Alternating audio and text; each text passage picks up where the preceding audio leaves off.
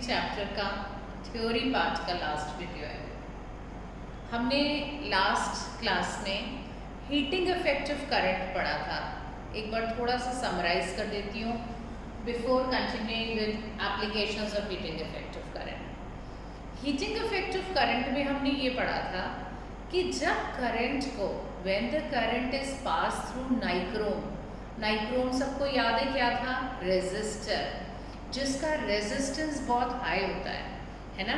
तो जब करंट को रेजिस्टर से पास किया जाता है जिनका रेजिस्टेंस मॉडरेटली हाई है, तो the electrical energy due to high resistance जो करंट के फ्लो को रोकता है, उसकी वजह से the electrical energy gets converted to heat energy and this was known as heating effect of current. और इसका फॉर्मूला भी हमने पढ़ा था, H = I²RT। सबको याद है? अब यही जो हीटिंग इफेक्ट ऑफ करंट है, ये प्रिंसिपल बना बहुत सारे हमारे डिवाइसेस में यूज होता है, इसको अप्लाई किया गया। For example heater, toasters, geysers, इन सब में हीटिंग ये कहें कि ये सारे appliances heating effect of current पर बेस्ड है। क्लियर है? कैसे?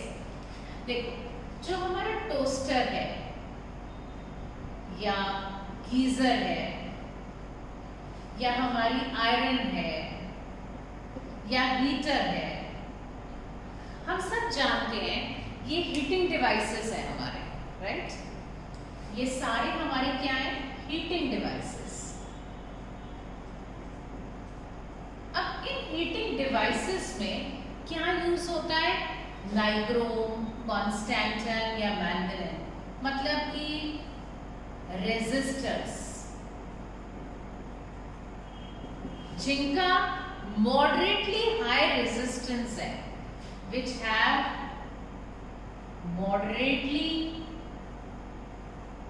High resistance. रेजिस्टेंस सबको पता है क्या है? Property which opposes the flow of current, right? तो जब करंट, मान लो ये नाइक्रोम का कॉइल है, ठीक है, अगर करंट हम इसमें से भेजेंगे तो रेजिस्टेंस बहुत हाई है इस कॉइल का, तो करंट के फ्लो को रोकेगा वो हाई रेजिस्टेंस, जिसकी वजह से इलेक्ट्रिकल एनर्जी किस में बदल जाएगी? हीट एनर्जी में। किस में बदल जाएगी? हीट एनर्जी में।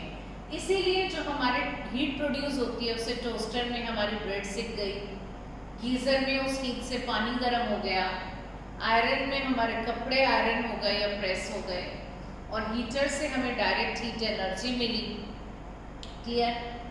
अब यहाँ पर ये तो इसका प्रिंसिपल है हीटिंग डिवाइसेस का कि when current is pass to resistors like nichrome which are used in these heating devices, ठीक है, which have moderately high resistance, then electrical energy due to high resistance gets converted to heat energy। ठीक? अब एक बात, exam में question बहुत आता है कि जो जैसे प्रेस है हमारी या आयरन है या हीटर है, उसकी कॉर्ड है, कॉर्ड समझते हो ना? मान लो ये हमारी आयरन है, ठीक है, जिसे हम यूज कर रहे हैं, प्रेस है हमारी, एक इसकी कॉर्ड होती है ना, या ये हीटर है, एक इसकी कॉर्ड होती है ना जिसमें एक प्लग होता है, हम उस सॉकेट में उसे इंसर्ट करते हैं, स्विच ऑन करते हैं तो हीटर या आयरन गर्म होती है, ठीक है। तो क्वेश्चन ये आता है कि ये जो कॉर्ड है ये तो हीट अप नहीं होती, जबकि करंट तो इसमें से भी फ्लो हो रहा है, आयरन और हीटर ही क्यों गर्म होते हैं? या गीजर और टोस्टर के अंदर ही क्यों प्रोड्यूस हो रही है हीट? Why the cord, जिसमें से भी उतना ही करंट जा रहा है, why does the cord does not get heated up and the heater iron gets heated up? ठीक है, कारण क्या है? जो कॉर्ड है ना, उसमें कंडक्टर यूज्ड है, तुम सबको पता है, कॉपर। अब कॉपर जो है कंडक्टर है, उसमें रेजिस्टेंस क्या है? कम, तो करंट आराम से फ्लो करेगा, तो हीट एनर्जी भी बहुत कम प्रोड्यूस होगी। ये हीटअप थोड़े होंगे, ये हीटअप होंगे क्योंकि इनमें यूज्ड है रेजिस्टर्स, नाइक्रोम, जिनका हाई रेजिस्टेंस है, तो जो करंट इनमें से जाएगा हाई रेजिस्टेंस की वजह से हीट एनर्जी प्रोड्यूस होगी।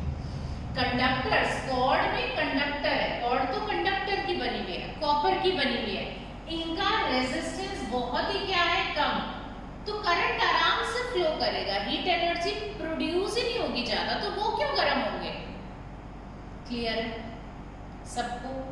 चलो अब एक बार, ये हीटिंग डिवाइसेस में हम ये जो रेजिस्टर्स हैं जिन्हें एलॉयज भी कहते हैं, जैसे नाइक्रोम है, कॉन्स्टेंटिन है या मैंगनीन है, ये सब एलॉयज हैं। हम इन्हें क्यों यूज करते हैं, किसके एलॉयज हैं ये, एक बार एनसीईआरटी बुक खोलें, थोड़ा सा मार्क करें एनसीईआरटी बुक में, पेज नंबर 207, पेज नंबर 207। देखो एलॉयज, रेजिस्टर्स यही हैं, कॉन्स्टेंटिन, मैंगनीन और नाइक्रोम। नाइक्रोम एलॉय है निकल, क्रोमियम, मैंगनीज एंड आयरन का, मार्क कर लें इसे और लर्न भी कर लें, निकल, chromium, manganese and iron. Manganin alloy है कॉपर, मैंगनीज और निकल का, जबकि कॉन्स्टेंटिन एलॉय है कॉपर और निकल का। इनको ही क्यों यूज करा जाता है हीटिंग डिवाइसेस में, पहली बात दे हैव हाई रेजिस्टिविटी, देख रहे हो तो रेजिस्टेंस हाई है इनका। दूसरी बात, ये ऑक्सीडाइज ही नहीं होते, एट हाई टेम्परेचर्स पर भी ये बर्न ही नहीं होते, इनके मेल्टिंग पॉइंट बहुत हाई है। वरना अगर हम कोई ऐसे वायर यूज करें जिसका मेल्टिंग पॉइंट कम है, तो हीट प्रोड्यूस होते ही मेल्ट हो जाएगा, सर्किट टूट जाएगा, क्या हीट प्रोड्यूस होगी। They do not get oxidized easily, their melting points are high, they have high resistance, hence they are used in heating devices. अगर एग्जाम में आए कि why the alloys like nichrome, constantin या manganese, कुछ भी, why they are used in the heating devices and not copper or silver or aluminium, because पहला point सारी दुनिया जान गई है क्या, कि हाई रेजिस्टेंस है। दूसरी बात, ऑक्सीडाइजिंग होते, मेल्टिंग पॉइंट ही बहुत हाई है, टूटता ही नहीं सर्किट, हीट प्रोड्यूस हो भी जाए तो ब्रेकअप नहीं होता सर्किट, मेल्टिंग पॉइंट कम होता तो आराम से मेल्ट कर जाते, टूट जाते, सर्किट ही टूट जाते, तो कैसे करंट फ्लो होता। Clear, okay. ये तो पहला एप्लीकेशन था हीटिंग इफेक्ट ऑफ करंट का। दूसरा, बल्ब में, इलेक्ट्रिक बल्ब हम यूज करते हैं घरों में, इन बल्ब में होता है टंगस्टन फिलामेंट। दूसरा एप्लीकेशन बल्ब, इसमें टंगस्टन फिलामेंट होता है। अब टंगस्टन तो एलॉय नहीं है ना, ये तो मेटल है, फिर इसको क्यों यूज कर रहे हैं हम, इसलिए कि इसका रेजिस्टेंस हाई है। वैसे मेटल्स के रेजिस्टेंस कम होते हैं, पर टंगस्टन वायर जो बल्ब में यूज होते हैं, तुमने देखा होगा वो बहुत पतली सी ऐसी वायर होती है, ऐसे बल्ब को हिलाओ ना तो वो हिलती है बीच में, इट्स वेरी थिन। जानते हो इतनी थिन क्यों बनाई थी, इसीलिए तो थिन बनाई थी कि रेजिस्टेंस हाई हो जाए। रेजिस्टेंस हाई होगा तो जब इसमें से करंट जाएगा, हाई रेजिस्टेंस की वजह से electrical energy will get converted to heat energy, और हीट एनर्जी में ये ग्लो करता है। टंगस्टन जो फिलामेंट है ये क्या करता है, ग्लो, इसलिए इसे बल्ब में यूज करते हैं। Although it is a metal, resistance उतना हाई नहीं होगा, लेकिन यूनिक फीचर है ना, ग्लो करता है। और रेजिस्टेंस बढ़ा दिया, कैसे बढ़ा दिया, वायर को बहुत थिन कर दिया। तुम्हें पता है थिन वायर, याद है रेजिस्टेंस का सेकंड फैक्टर हमने क्या पढ़ा था, resistance inversely proportional to area. Area कम करें, वायर पतली कर दो, रेजिस्टेंस उतना बढ़ जाएगा।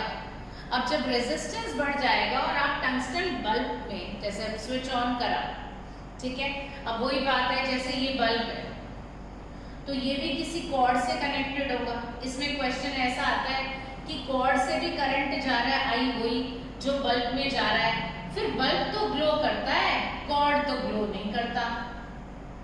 जैसे वहां पूछा था हीटर तो हीटअप होता है, कॉर्ड नहीं हीटअप होता, या आयरन। यहाँ पर है कि कॉर्ड क्यों नहीं ग्लो करता, ये क्यों ग्लो करता है। बल्ब में जो टंगस्टन फिलामेंट है, टंगस्टन फिलामेंट का रेजिस्टेंस बहुत हाई किया जाता है वायर को बहुत थिन करके। हीट एनर्जी हाई रेजिस्टेंस की वजह से प्रोड्यूस होगी बल्ब में, उस टंगस्टन फिलामेंट में, और जब हीट प्रोड्यूस होती है वो क्या करने लगता है, ग्लो।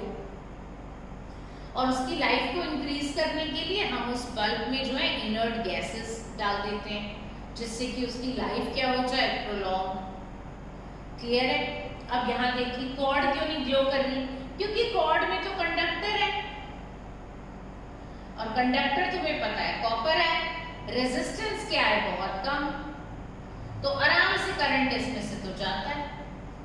इसके अलावा टंगस्टन को क्यों यूज करते हैं बल्ब में, चलो ग्लो करता है, वो बात भी सही हो गई। रेजिस्टेंस हाई है नहीं, करवा दिया थिन करके, पर अभी तो यही बोलेंगे हाँ कि हाई रेजिस्टेंस है, ठीक है। लो रेट ऑफ एवोपरेशन, इतनी हीट प्रोड्यूस हो जाए तो भी एवोपरेट नहीं होता, मेल्ट नहीं होता। फ्लेक्सिबिलिटी बहुत ज्यादा है, ठीक है, फ्लेक्सिबल है, वायर को बहुत थिन किया जा सकता है। लो रेट ऑफ एवोपरेशन है, या फिर ये कह दें कि हाई मेल्टिंग पॉइंट है, इतनी हीट प्रोड्यूस हो जाएगी तो भी टूटता ही नहीं है, मेल्ट ही नहीं होता, और ग्लो करता है।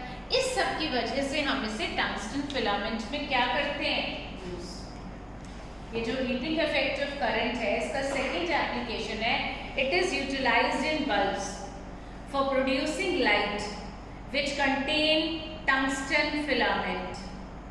टंगस्टन हॉट होने पर ग्लो करता है। क्यों यूज कर रहे हैं, रेजिस्टेंस हाई है, एवोपरेशन का रेट कम है, मेल्टिंग पॉइंट हाई है, फ्लेक्सिबिलिटी है, और बल्ब के अंदर कुछ इनर्ट गैसेस भी हम फिल कर देते हैं, जैसे आर्गन और नाइट्रोजन, जिसकी वजह से इसकी लाइफ जो टंगस्टन फिलामेंट की और ज़्यादा प्रोलॉन्ग हो जाती है, लंबी हो जाती है। तो हीट प्रोड्यूस होने पर ये ग्लो करता है, इसलिए इसे बल्ब में यूज कर रहे हैं। रेजिस्टेंस हाई कैसे करवाया जाता है, by thinning the wire. Clear है। थर्ड एप्लीकेशन किसका, हीटिंग इफेक्ट ऑफ करंट का, फ्यूज में, इलेक्ट्रिक फ्यूज में। इलेक्ट्रिक फ्यूज जानते हैं सब लोग, घरों में देखा होगा सबने, जानते हैं उस फ्यूज का काम क्या होता है, क्यों लगाया जाता है। जहाँ पे तुम्हारा जो मेन वायर्स आ रही होंगी, लाइव और न्यूट्रल वायर तुम्हारे घर में एंटर होती है मीटर बॉक्स से, वहाँ पर तुमने देखा होगा बड़े बड़े सॉकेट्स में ऐसे फ्यूज लगे रहते हैं, ठीक है। और आजकल वो छोटे MCBs लगे रहते हैं बहुत सारे। डिटेल में तो magnetic effect of current, domestic wiring, घरों की वायरिंग जब पढ़ेंगे तो समझ में आएगा। पर हाँ, यहाँ पर भी इतना समझ सकते हैं कि फ्यूज का काम क्या होता है। फ्यूज का काम है बेटा कि जब भी घर में करंट एक सेफ वैल्यू से ज्यादा हो जाए तो फ्यूज वायर इजीली मेल्ट कर जाता है और सर्किट को तोड़ देता है, ताकि घर में करंट सप्लाई रुक जाए। अब घर में करंट ज्यादा होने के कई कारण हैं। शॉर्ट सर्किट हो जाए, कोई तार तुमने घटिया क्वालिटी के लगाए थे, उसमें शॉर्ट सर्किटिंग हो गई, या घर में ओवरलोडिंग हो, जरूरत से ज्यादा हैवी अप्लायंसेस तुमने एक टाइम पर स्विच ऑन कर दिए, ठीक, और तारें जो तारें जा रही हैं, वायर जा रही हैं घर में, वो करंट उनकी सेफ वैल्यू से ज़्यादा जा रहा है, मतलब जाना चाहिए 2 एम्पियर और तुमने उस वायर में से भेज दिया 2.5 एम्पियर का करंट, तो that is overloading. Load maximum वो 2 एम्पियर का उठा सकती थी और तुमने कितना भेज दिया, 2.5 एम्पियर, तो वो वायर ओवरलोडेड हो गई। हर एक वायर एक particular amount of current carry करने के लिए बनी है, तभी तो कोई वायर देखिए ऐसी पतली सी होती है, वो जो दिवाली पे हम लड़ियाँ लगाते हैं उसकी वायर देखिए कैसी पतली पतली सी होती हैं।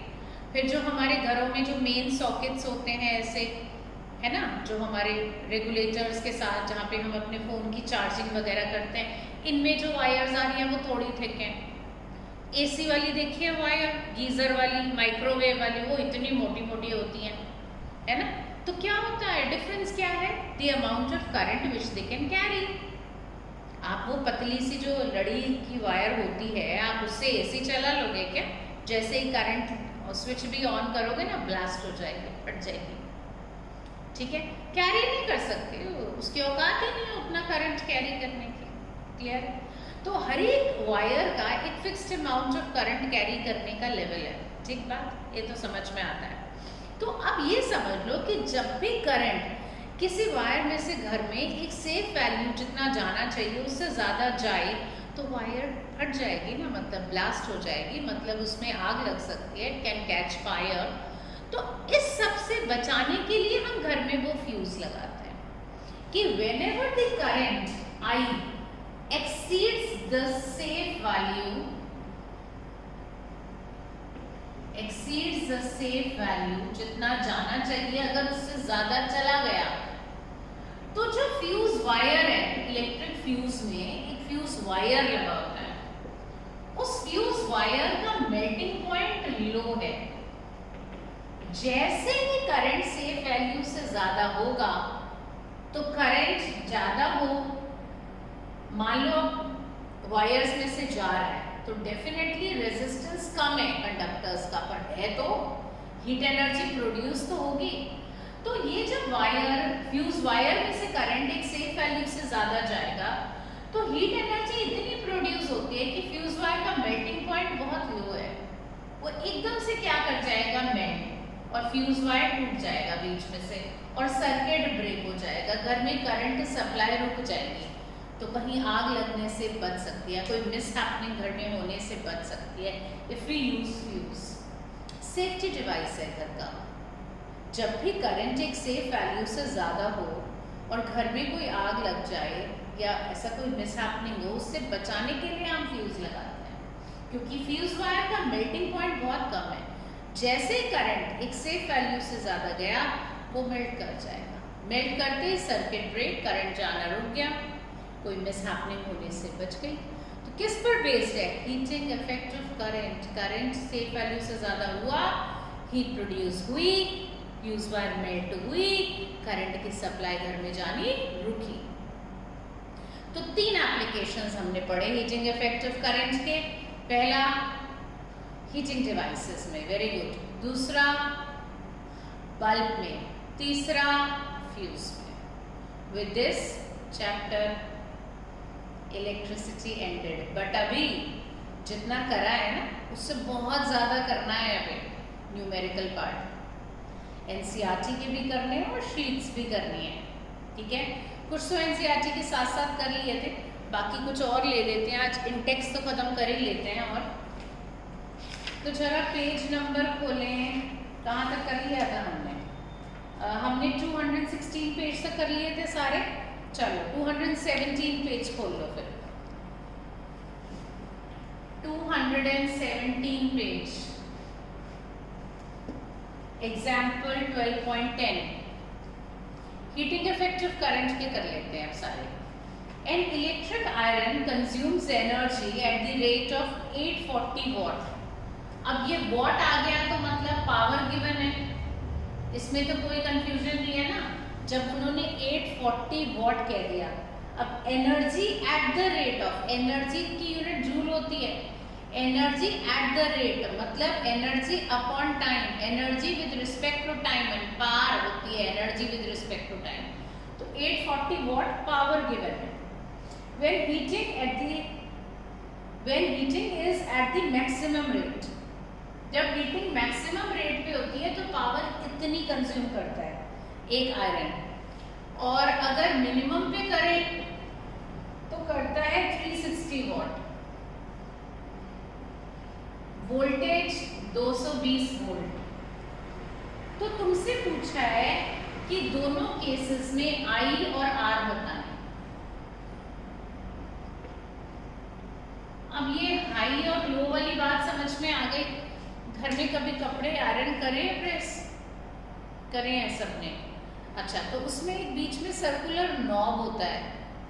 कॉटन के कपड़े करने होते हैं ना हमने, मोटे वाले कॉटन जीन्स करनी है, शर्ट्स करनी है, राइट, या कॉटन की कुछ करनी है, बेड कवर्स करने हैं, तो हम उस नॉब को ना पूरा आगे तक कर देते हैं घुमाकर, हीट ज़्यादा प्रोड्यूस होती है।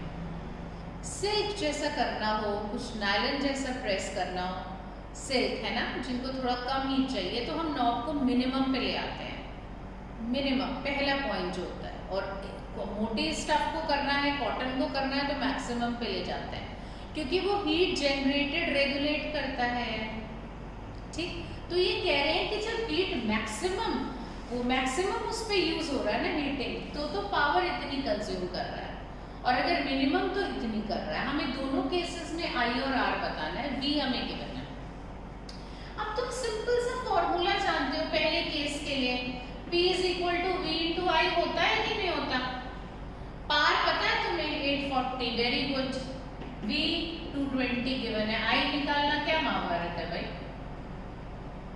आई निकल गया 840 अपॉन 220, सॉल्व कर लोगे कि नहीं? अब आई भी पता चल गया, वी भी पता है, तो आर निकालना क्या है? Ohm's law, V is equal to I R, V भी पता है, आई ये निकाल लिया, इसको यहां रखा, आर आ गया, क्लियर है? ऐसे ही इस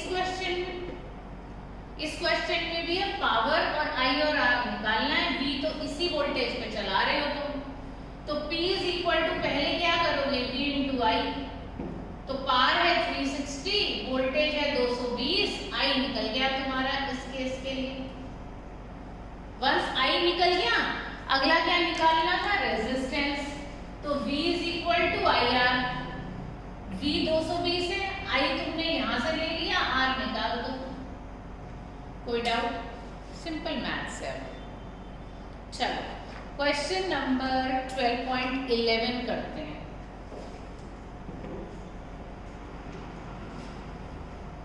तुम लोग पूरा सॉल्व करना है, सो वीडियो पॉज करो, पूरा सॉल्व करो। Check the answers from the book then. 12.11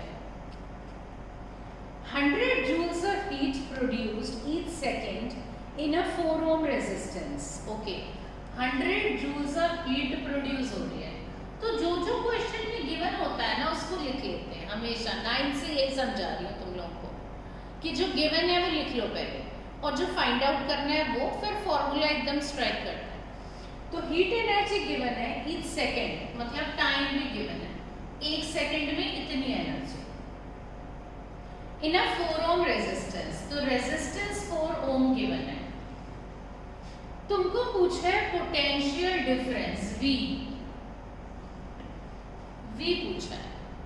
अब एक बात बताओ, कैसे निकाल सकते हो V? हीट एनर्जी का फॉर्मूला जानते हो? हीट एनर्जी का फॉर्मूला जानते हो क्या होता है? Heat energy is equal to I square RT, होता है कि नहीं होता? होता है, I स्क्वायर RT, ठीक है। अब यहां पर अगर मैं ऐसे सोचूं, I स्क्वायर है ना, एक I और दूसरा ये IR साथ लिख दूं तो कुछ दिक्कत है भाई? बताओ, I स्क्वायर ही तो है, बस लिख ही तो ऐसे दिया इस चीज को। इसको लिखने से क्या हुआ, सब कुछ सामने हो गया, क्लियर हो गया। कैसे? देखो, हमें V निकालना है, ठीक है, तो क्या मैं इसे H equal to I into R को क्या लिख सकती हूँ, V into T, H given है, V निकालना है, T गिवन है, ठीक है। लेकिन ओके, R नहीं, R गिवन है हमारे पास, है ना, और V तो गिवन नहीं है, V गिवन नहीं है, तो हम कैसे कर सकते हैं? कुछ और फॉर्मूला लगाएंगे। अब इसको हीट एनर्जी को अलग अलग फॉर्मूलाज में चेंज किया जा सकता है, मतलब H equal to I square RT एक फॉर्मूला है, इससे आप कई सारे बना सकते हो। जैसे इस क्वेश्चन में अभी करते हैं, ऐसे भी आई स्क्वायर, तो आई को आप ये भी लिख सकते हो Q बाई टी। किसी क्वेश्चन में अगर आपको कूलम्ब गिवन है ना, कूलम वाला पार्ट गिवन है तो भी आप कर सकते हो। ठीक, अभी आप एक काम करो, इस क्वेश्चन में ये करने की जरूरत ही नहीं है वैसे।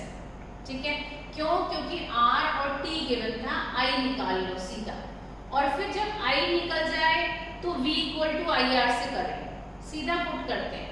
पर ये फॉर्मूलाज भी लगेंगे, अभी मैं तुम्हें किसी क्वेश्चन में करके दिखाऊंगी, या जो मैं तुम्हें शीट में क्वेश्चन दूंगी उसमें इस तरीके से होगा कि हम कोई और फॉर्मूला में बना सकते हैं। अब इस क्वेश्चन में H कितना गिवन था, 100 is equal to I square, हमको पता नहीं, R 4 गिवन था और टाइम 1, तो I स्क्वायर हमारा आ गया 100/4, मतलब 25, तो I हमारा आ गया 5 एम्पियर। क्लियर है? I कितना आ गया, 5 एम्पियर। अब जब हमारे पास I आ गया, R हमें पता है, तो हम V निकाल सकते हैं। कैसे?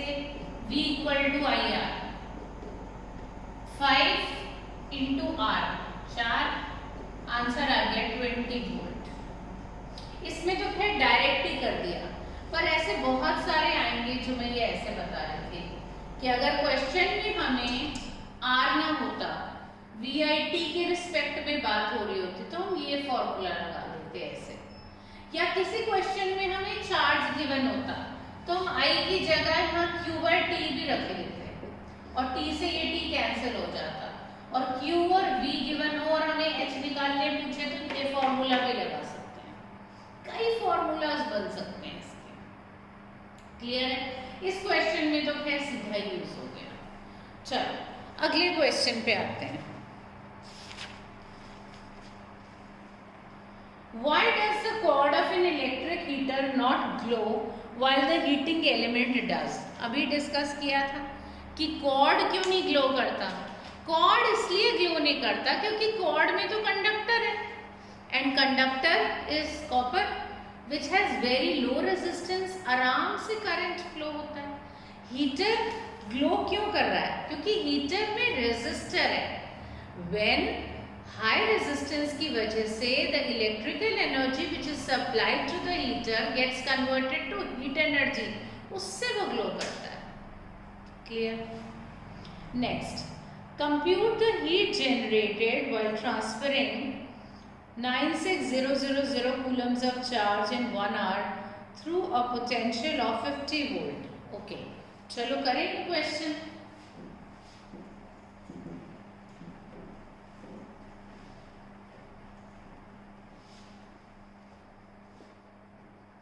हीट जनरेटेड निकालना है। अब हीट का तो एक फॉर्मूला हम जानते हैं, I²RT। हमको क्वेश्चन में क्या गिवन है? Q 96000 कूलम, और क्या गिवन है? टाइम 1 आवर, मतलब 60 into 60 seconds. Clear? Potential difference V 50 volt, और हमको क्या पूछा है? क्या निकालना है हमें? Heat energy. अब तुम देख रहे हो यहाँ पर तो Q, T और V की बात कर रहे हैं और वहाँ I²RT, जो अभी मैं तुम्हें समझा रही थी। अब देखो इसमें यूज होगा वह फॉर्मूला। कैसे? क्या हम H को I इंटू IR T लिख सकते हैं? भाई I² को मैंने I और I दो में तोड़ दिया, बस यही तो करा। अब I को हम क्या लिख सकते हैं? Q/T, सब जानते हैं। और IR को V लिख सकते हैं। क्यों लिख सकते हैं? क्योंकि V इक्वल टू IR होता है। अब ये T से T कट गया, Q इंटू V आ गया। अब Q क्वेश्चन में तुम्हें गिवन था, टाइम तो यूज भी नहीं करना पड़ा। V 50 था, लो सॉल्व कर दो इसे, आ गया आंसर 480 और 3 0, और ये नहीं 3 क्यों, एक ये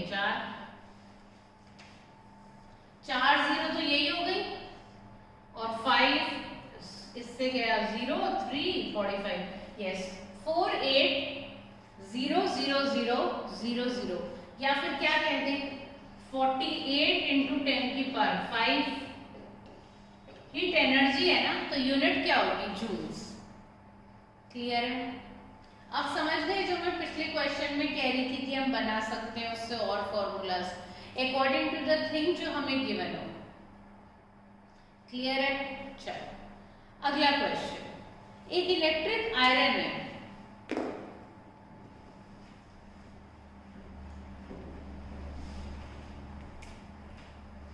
an electric iron has a resistance of कितना 20 ओम। तो सबसे पहले ये लिख लो जो गिवन है कि भाई 20 ओम रेजिस्टेंस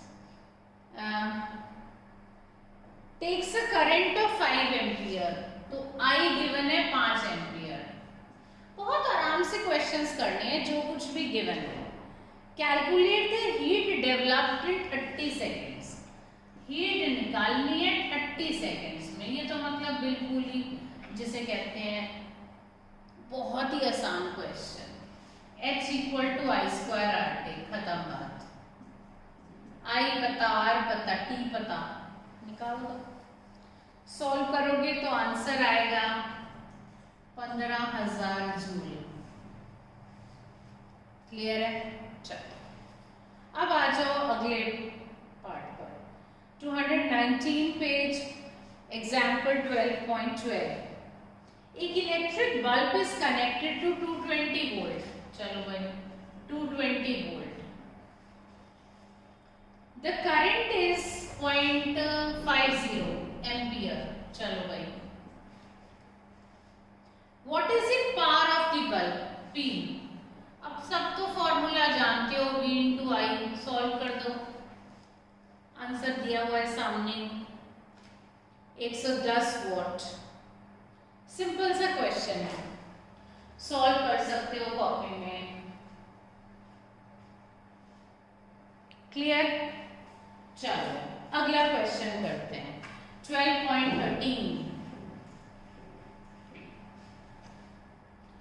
12.13 में एक रेफ्रिजरेटर है, रेटेड 400 वॉट। तो पावर गिवन है आपको, operates 8 hours per day, time जितने टाइम के लिए वो यूज होता है 8 घंटे पर दिन में, एक दिन में।